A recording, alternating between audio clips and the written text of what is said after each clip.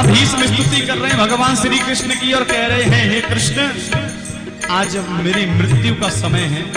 धन्यवाद। अब मैं मरने वाला हूं, उत्तरायण का समय आ गया है, मैं अपने प्राण त्यागने वाला हूं। लेकिन इस मृत्यु काल की बेला में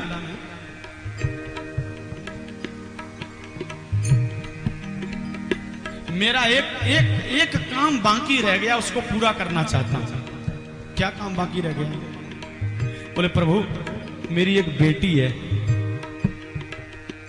अपनी बेटी का विवाह करना चाहता हूं। और वहां जितने लोग बैठे हुए सब लोग खुसर फुसर करने लगे। बोले ये तो आजीवन ब्रह्मचारी रहे,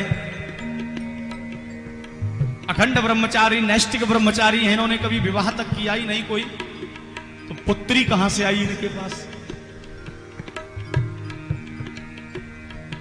पितामह भीष्म कह रहे, कृष्ण, हर पिता की ये इच्छा होती है कि अपने मृत्यु से पहले अपनी बेटी को किसी को सौंप दे। आज मैं अपनी बेटी को आपको सौंपने वाला हूं। आप मेरी बेटी का पाणी ग्रहण संस्कार कर लीजिए। कौन है इनकी बेटी? इतिमति उपकल्पिता वितृष्ण भगवती सात्वत पुंग में विभूमि। कृष्ण गोविंद हरे मुरारे, नाथ नारायण वासुदेव। भीष्म कह रहे हैं, इति मति, मति माने बुद्धि। हे प्रभु, ये जो मेरी बुद्धि है ना, बुद्धि ही मेरी बेटी है।